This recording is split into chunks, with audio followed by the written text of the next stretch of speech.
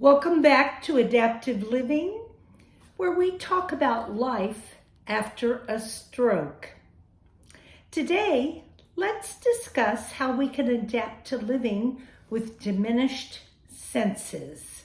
You know, sight, hearing, smell, taste, and touch. At the end, we'll talk about that all-important sixth sense. You were probably trucking along in your life using more than one sense at a time. You were probably multitasking. All of a sudden, some of the senses have dropped off of your radar. I remember the night I had my stroke. My sight was gone. I couldn't even see the paramedics standing right in front of me. But as the days went on and my brain started to recover a little bit, my sight came back, but my peripheral vision did not. I still struggle with that. So my neurologist said, "Look, it's not there. It's okay. Turn your head and look directly at whoever is talking to you." So I have to use my sight in a direct on-looking direction. But that's okay. At least it works. Hearing. Thank goodness I haven't had problems with my hearing, but I still remember when I go outside to take a daily walk to stop, look, and listen. My hearing might not be quite what it was before, and so double check with your sight before you try to cross a driveway or even a road. Smell and taste. Those have not come back. We'll talk later about how to compensate when you don't have smell or don't have taste, because that really affects your appetite. What I want to talk about now is touch.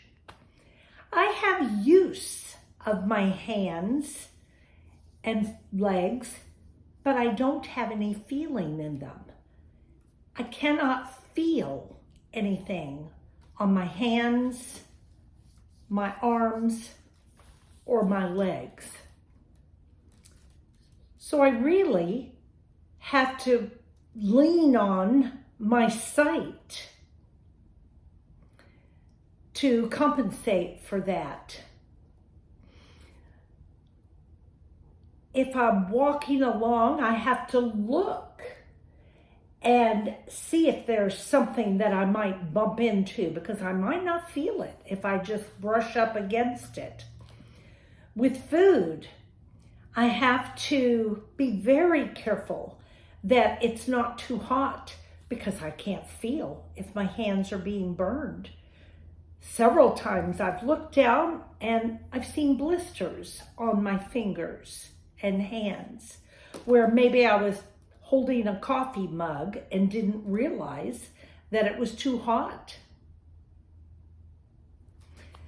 So I have to rely on my sight,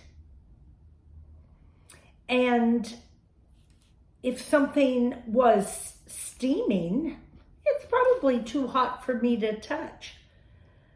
You can even use a food thermometer and plop it down in your soup or your coffee to see how hot it is. You know, they make this little thermometer for little babies where you can throw it in the tub, and if the water is too hot, it'll turn red. That might not be a bad idea to throw in your tub or shower to make sure your water's not too hot. Someone gave me a very good idea. They said, have a handyman come over and turn the temperature on your hot water tank down so that it can't get to a temperature that would burn you, because you might not feel how hot the water is. And you don't want to burn yourself. That's just going to add another layer of injury to your already injured body. We talked about the sixth sense. That's what we oftentimes call intuition, or your gut feeling. Sometimes that can keep us from getting into a lot of trouble or warn us when trouble is about to happen. If you remember back to the story of the night that I had my stroke, I was sitting down, eating a dish of ice cream, watching a show on TV. All of a sudden, something didn't feel right. Something felt off. I couldn't really put my finger on what it was, but it definitely felt off. I tried to get up and walk, and that's when I fell on the floor. Tried to get on my hands and knees and crawl. Fell flat on my face. My gut was telling me long before my body started showing signs that something was wrong. That was the point that maybe I should have paid attention and called an ambulance. You know, they never get upset with you if you call them and you end up not having to go to the hospital. In fact, they would rather it be that way. They're kind souls. If they get there and assess you and do triage and realize that you're okay, maybe you just need to sit down and catch your breath for a minute, they're going to be delighted that it's nothing worse than that. But if it is something where they need to rush you to the emergency room, you're going to be glad that you listened to that intuition that something wasn't right. I know sometimes when I'm walking, I'll be walking along and maybe there'll be a step up onto the sidewalk. And something will tell me, don't try to take that step today. Just walk along the sidewalk. Don't try to step down or don't try to step up. So I need to listen to that. Maybe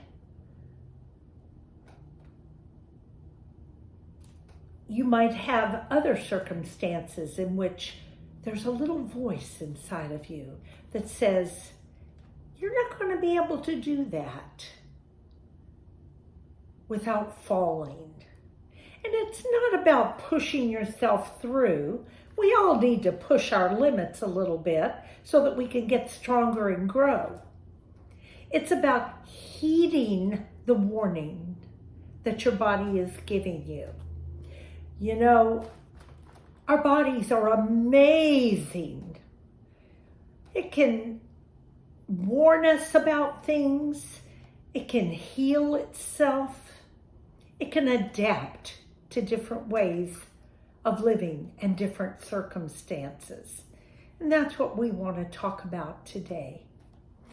I hope that you will like this video, subscribe so that you'll be notified when new videos come out every Monday, Wednesday, and Friday. And if you wouldn't mind leaving a comment, tell me, how are your 5 senses working?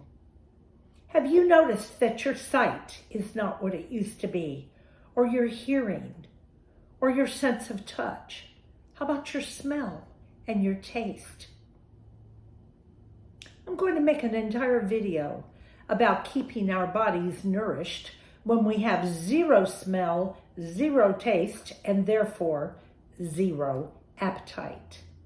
If that's something you'd like to hear about, drop that in the comment. Yes, you've noticed you don't have the appetite that you used to. Until next time, this is Sherry from Adaptive Living. I hope you'll have a wonderful day. Goodbye.